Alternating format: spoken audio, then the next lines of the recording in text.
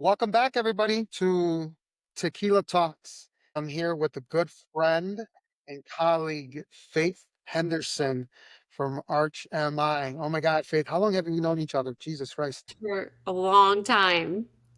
Back in the HELOC days as well, right? Yes. Yep. Well, thank you for being on the show on the podcast. I know this topic is very important. There's a lot of misconceptions. There's a lot of lack of knowledge, to say the least, with our consumers about mortgage insurance. So, I want to just start with the big one. What is the biggest misconception you hear about mortgage insurance?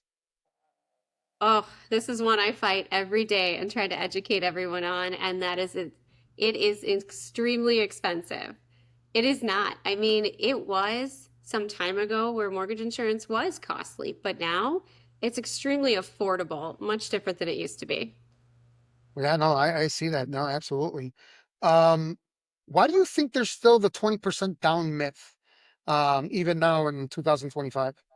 Well, I think a lot of people, let's say younger home buyers talk to their parents, and their parents tell them, you do not want PMI, you want to save 20% to buy a home. Mortgage insurance, again, goes back to it's too expensive, don't have it. So I think there's a lot of miseducation being passed down through the generations.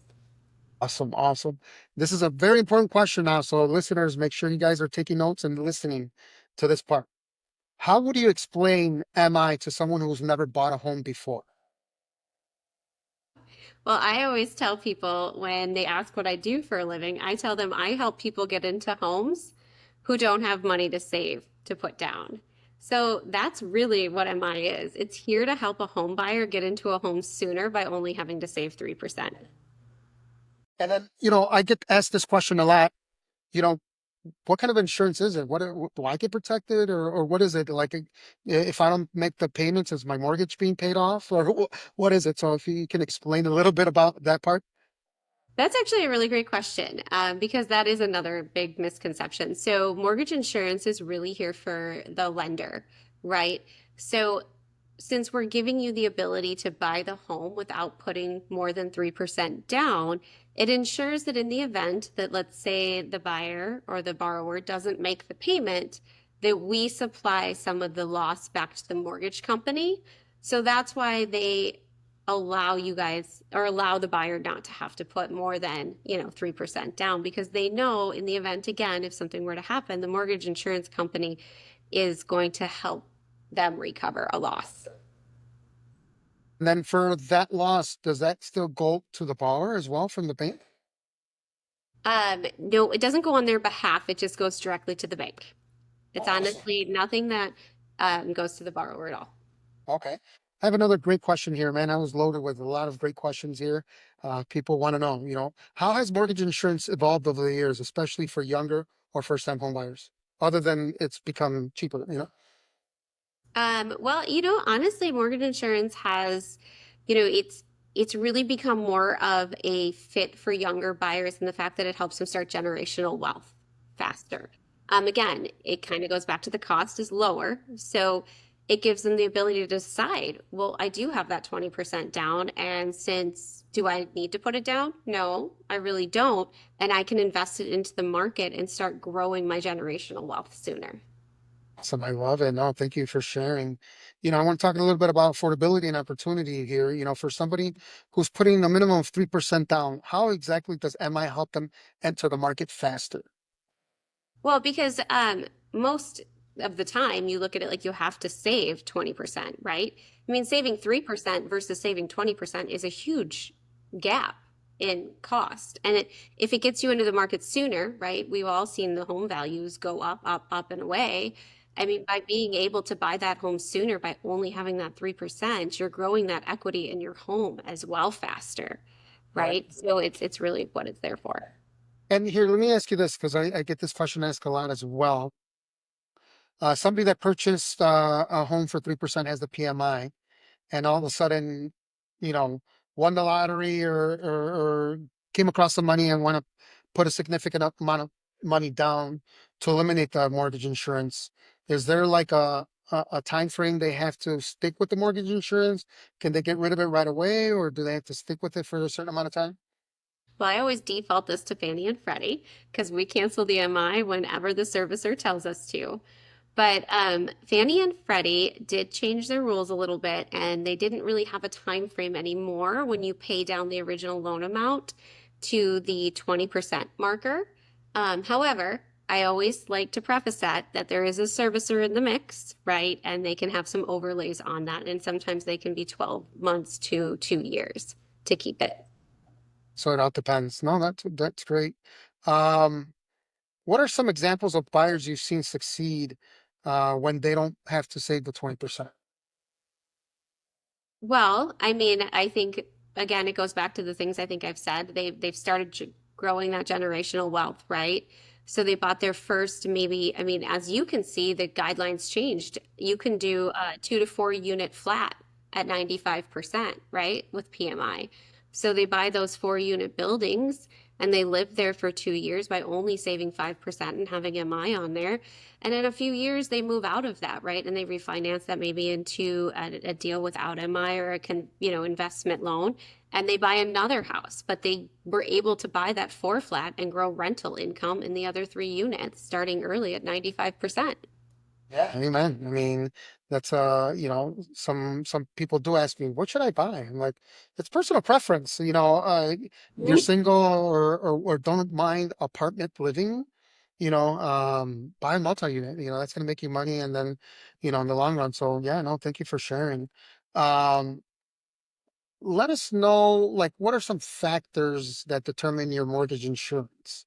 Credit, down payment, etc. Can you give us some examples or some factors? Yeah, so you had asked how MI had changed. Well, it's really the pricing on it, right? How we price the mortgage insurance. That's what's really made it more affordable.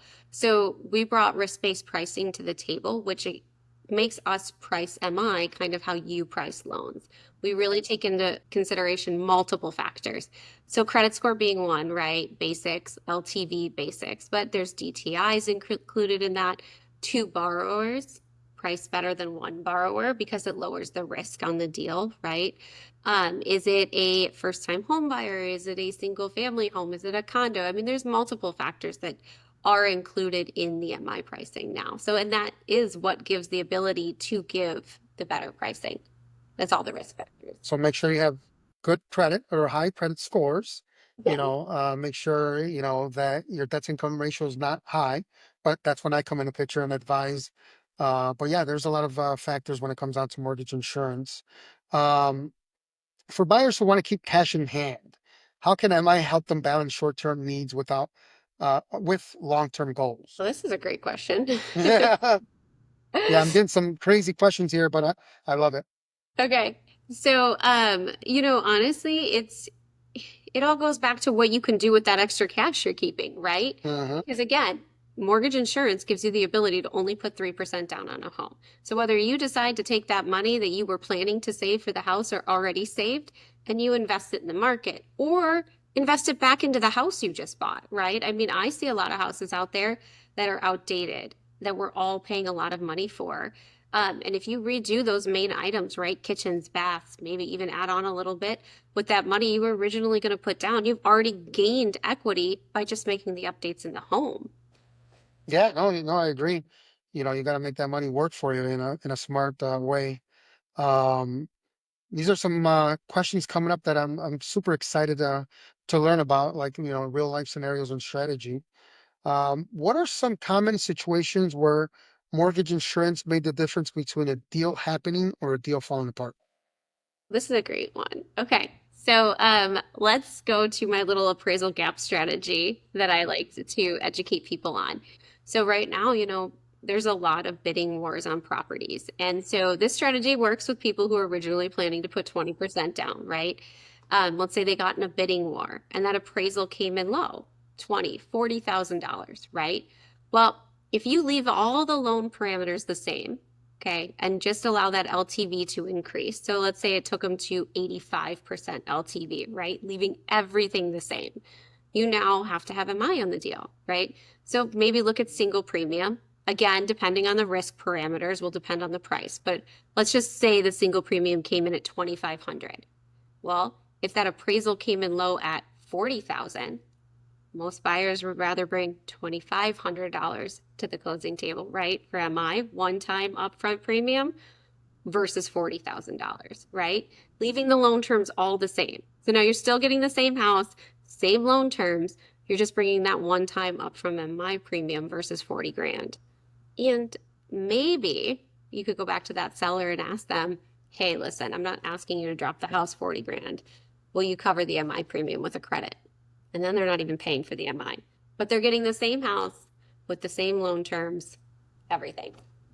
That's awesome. I know a lot of people probably don't know about this, and instead of the deal falling apart, you can save it, you know what I mean? And like you said, it's just working together with the seller and the buyers, it takes a team effort sometimes when situations like that happen.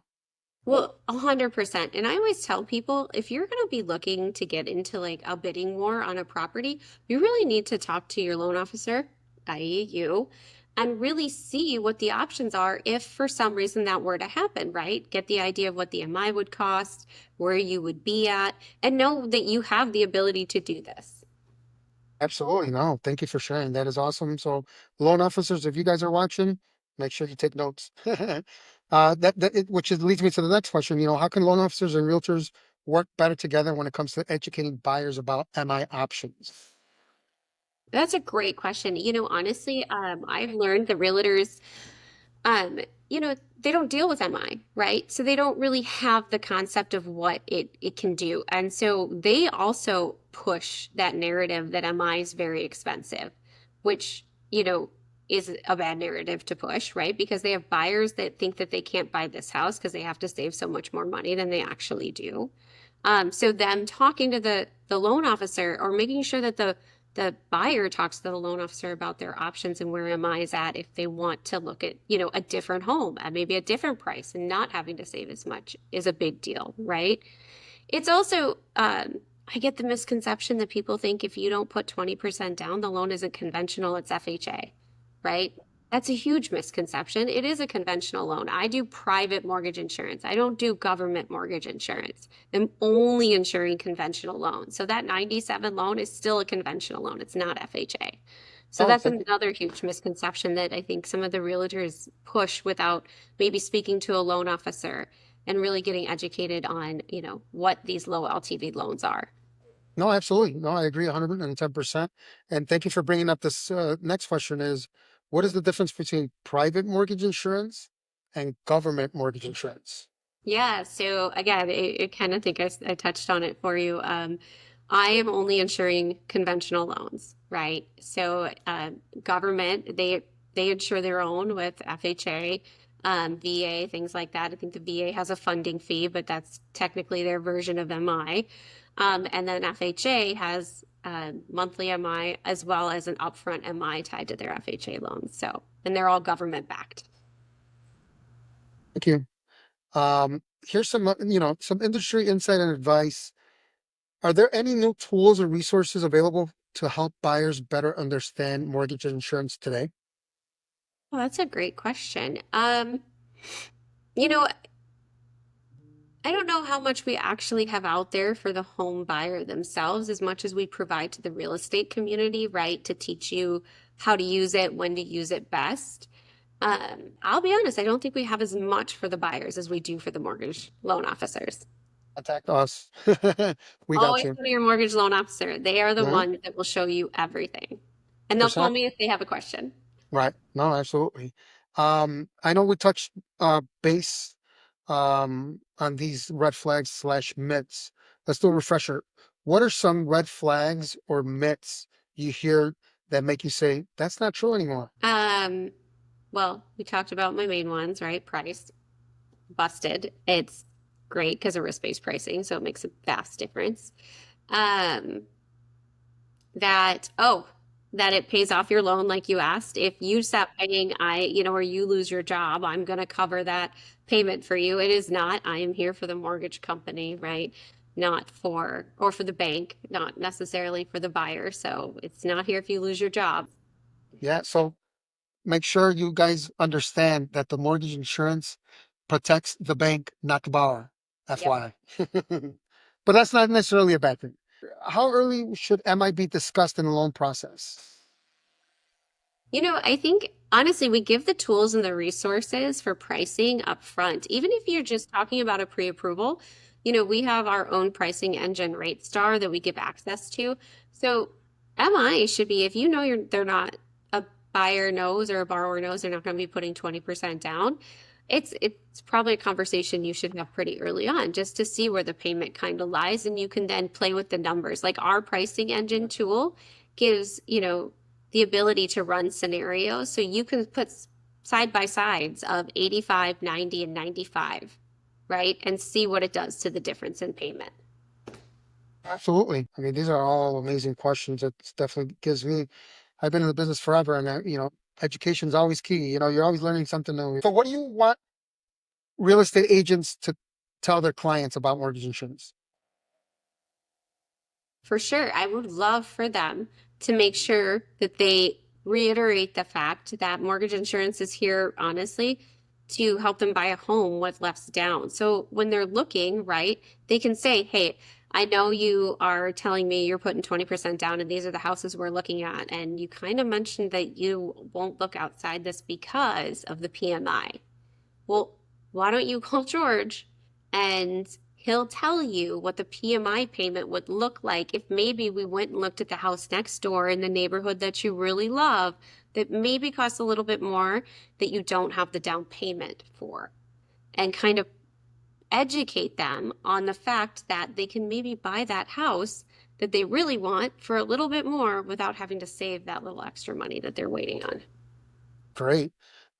Before I wrap up the questions, is there any other information or any other tidbits regarding MI you would like to share? Well, don't ever forget that it's not just monthly. Everybody gets stuck in that monthly, thought process, right? That we're just that one option, but we're not. You can do single premium MI, like I said, a one-time upfront MI premium, never have to pay it again, right? And again, maybe you get a seller credit for it in the appraisal gap strategy, or if the market changes and we get into a seller's market or a buyer's market, right? Well, then maybe you can, negotiate getting a credit to cover that one-time upfront MI premium in those markets, and never worry about it again. And then there's also customizable monthly MI where people can kind of do a mix between a monthly and a single if they feel like the MI is too high and maybe they want to put a little upfront towards it.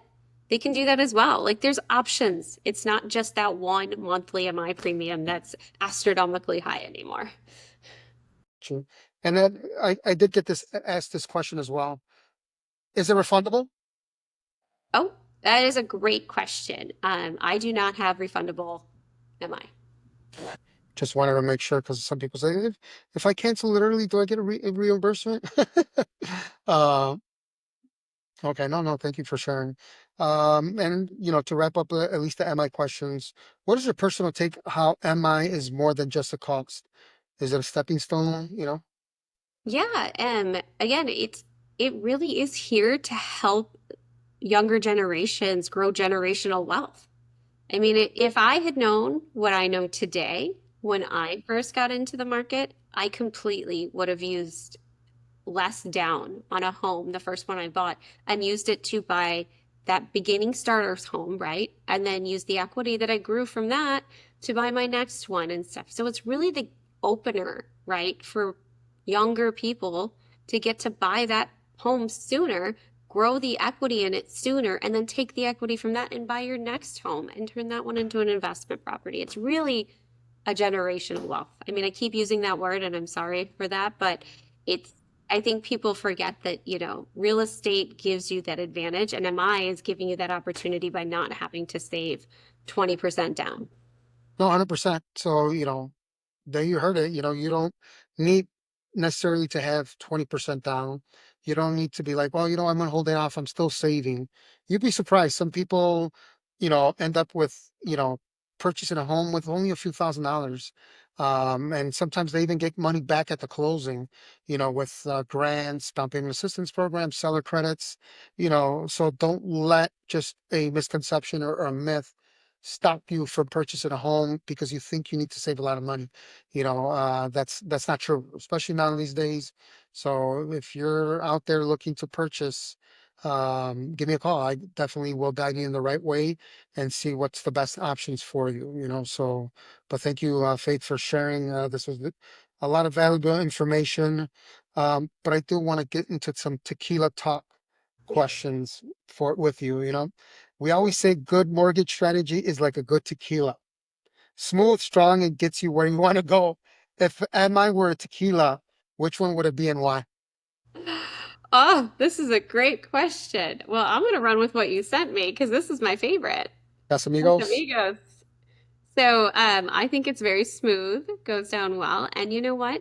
It kind of just it makes everything a little nicer.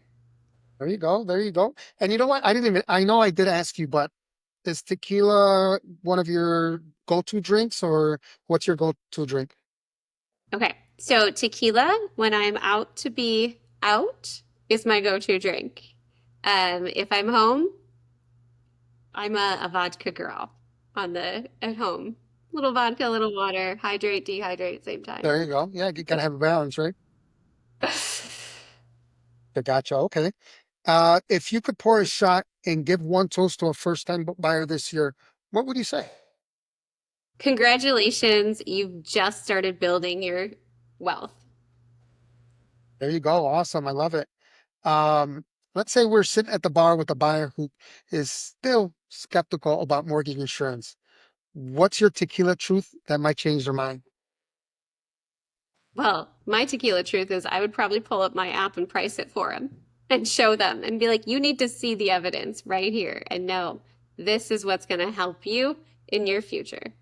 Yeah, the monthly payment could be as probably cheaper than what the tab's going to be at the bar. You know what Yeah. I mean? So Yes. keep that in It's mind.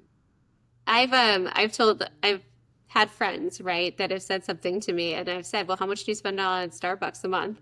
And they tell me and I'm like, MI is less than that. Yeah, a lot of people don't realize that. And I do emphasize if you want to see your spending, get your either credit card statement, whatever you use primarily for expenses, add it up monthly. You're going to be like, wow, wow. You know what I mean? I know we're supposed to live for the moment, for today, but save a little for a rainy day or save if you want to buy a house. You don't have to save thousands, but either cut back or sacrifice for a little bit. That's my 2 cents. And last one, you've got a shot in your hand and a closing in the books. What's your go-to celebration drink or ritual after helping someone get into a home?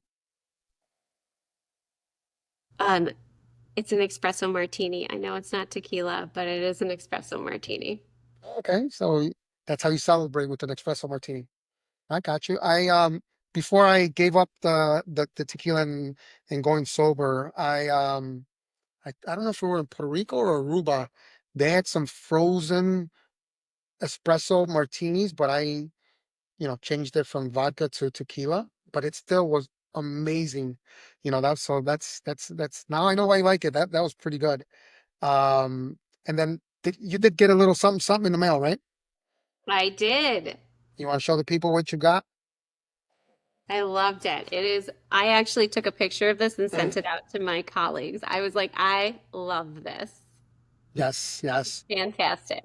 So we definitely end. So if you want to pour yourself a shot, I do the spirit, the free zero proof tequila. So it's still tequila, but there's no alcohol in it since I went the sober road. And this is just only for the show. I don't drink it at home. I don't drink it when I'm out. So for anybody thinking that, I'm missing tequila and I'm just doing the zero proof, no, this is just for the tequila talk show. But Faith, thank you so much. This information was amazing. Hopefully a lot of people have more knowledge now with mortgage insurance. They're inspired and motivated and educated to now purchase, and now they don't have to save a lot of money. So remember, MI is not expensive, so it's sometimes less than that bar tab. So cheers. Let's do that virtual shot. Cheers. Woo, cheers. Thanks for having me. No, no, thank you for joining us, and I appreciate it. And I hope to have you on at a later show, hopefully with any more updates about mortgage insurance and how amazing it is. All right. Well, thanks again. And you guys enjoy the great holiday. You as well. Be safe, and I'll talk to you soon. All right. Have a good one. You too. Take care. Bye.